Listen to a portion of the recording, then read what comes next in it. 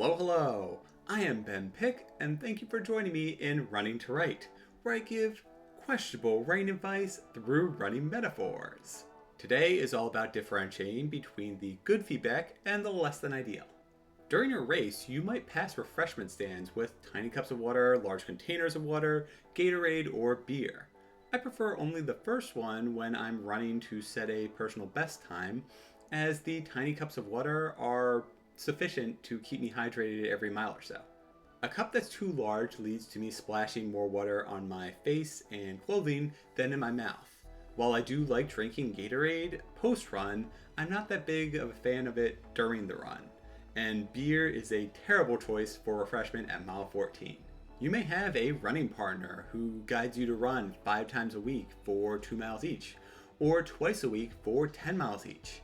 However, there are countless factors which need to be considered when designing a running plan, the most important of which being your schedule, goals, and abilities. With writing, help can be too much, too little, or not the right fit for your process. For me, writing has always been a personal and private experience, though at some point it really should be shared. I held back for years, too terrified to reach out to friends, family, local groups, or other writers online. This hindered my own abilities and my works. There was a distinct improvement in quality from the point at which I reached out to beta readers, local groups, and critique partners. Those reviewers brought in new insight. They helped me work through plot inconsistencies that I failed to see and encouraged me along the way. To define the terms critique partner and beta reader, critique partners provide feedback on a story from the mindset of a writer. They are looking for plot holes, general pacing, and consistent character development. I think of this as a more analytical review of a given work. Beta readers perform a similar function, but from a reader's perspective. They should answer questions like, was the story interesting? Did you like this specific character? Or was this a DNF? By that I mean, did not finish. Their reviews and comments provide an emotional understanding instilled by reading the story. The feedback provided by either may blend together until these terms are more or less indistinguishable, particularly if the reviewer is also a writer. At the time I plotted this episode, I was in the midst of my best reviewing cycle to date. I had 2 different works being reviewed through 3 different methods, all of which were providing outstanding feedback. I'll give an outright shout out to Critique Circle. I submit a chapter each time and have received almost universally constructive feedback from 5 to 7 people each week.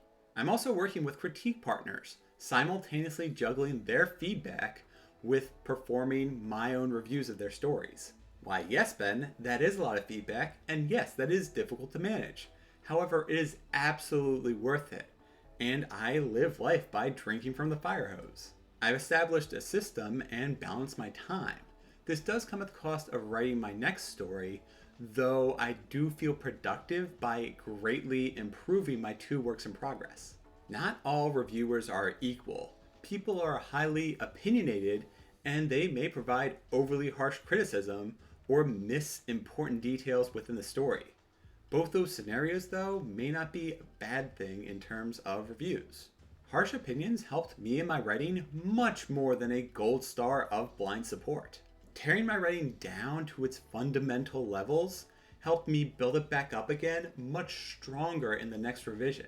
Honestly, you don't want a reviewer with 100% positive feedback. That's unhelpful and won't make the story better. Also, don't worry if reviewers don't get your story. Consider it a challenge to adjust your subtle metaphors and foreshadowing. I had a tiny detail where only 1 reviewer correctly picked up on the implications. Some other reviewers commented that the moment felt weird but didn't really understand what was going on. Most didn't comment anything. In this case, I was fine with those results, as this was a minor detail to expand the world and provide some slight foreshadowing. Not understanding this detail didn't detract from the plot or story. In other instances, I wasn't as successful and needed to change the scene. As with any endeavor, temper expectations.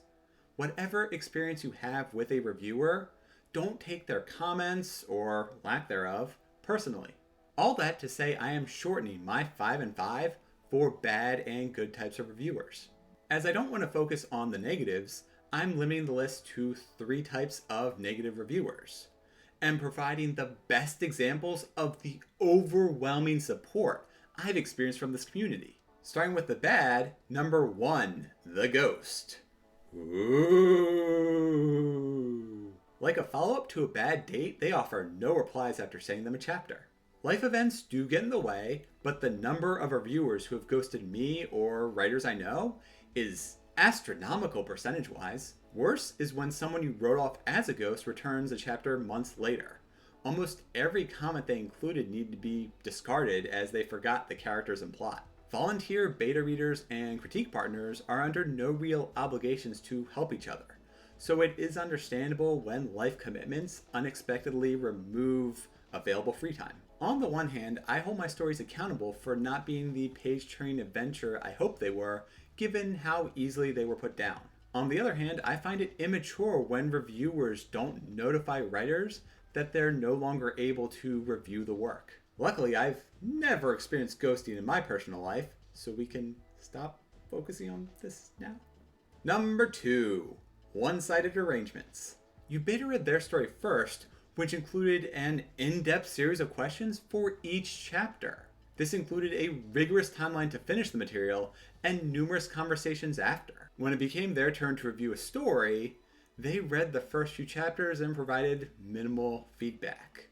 By the 4th or 5th chapter, their comment amounted to, "I ain't get it, you're on your own." If a story isn't captivating the reader's attention, I can accept that. However, I need to know at what point and why in order to fix the problems. A critique partner who tells someone to go to YouTube to study dialogue or plot is lazy. Number 3, grammar police. My draft manuscript has grammatical issues. At this stage, that is much less important than basic concerns like pace, realistic characters, and whether my plot is interesting. Those grammar comments amounted to almost nothing when in subsequent versions I started over and rewrote significant chunks of the story. Attempts to redirect these reviewers failed as they focus on language and not substance. On the positive side, we have number 1, future friends. These readers provide such valuable feedback that we struck up conversations after reviewing each other's works. Long story short, this led to a Discord channel where a few of us now catch up. Our discussions go well beyond writing to include other hobbies and interests. Number 2, English majors. I once received a critical analysis of my opening chapter, including a breakdown of specifically what worked and how I can hone into my hook. Needless to say, I was baffled by the depth of the details and immediately integrated every comment into my story. I don't honestly know if the reviewer was an English major, but damn if their comments didn't go above and beyond what I expected. Number 3, experts. Experts in a given field can offer insights to make story moments, people, and jobs more realistic. I found it uncommon for people to request specific expertise among volunteer beta readers and critique partners. Usually that's something that you need to hire an expert for. This makes it a pleasant surprise when reviewer comments include facts instead of only opinions. Number 4, verbose reviewers. For comments, more tends to be better.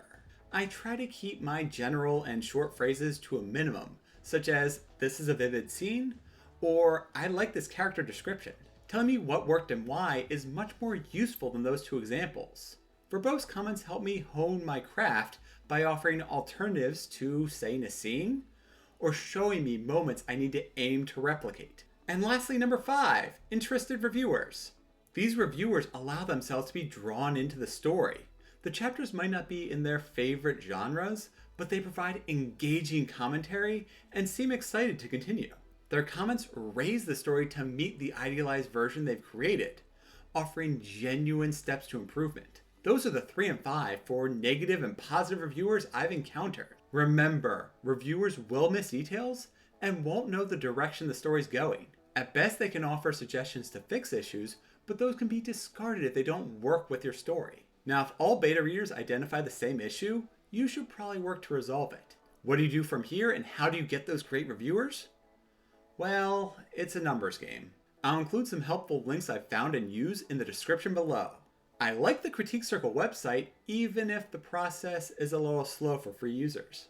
Waiting on the weekly submission cycle slows edits for completed works. That being said, peer reviewing others noticeably improves my own skills, and the line-by-line analysis that's available easily showcases exactly where I need to make my fixes.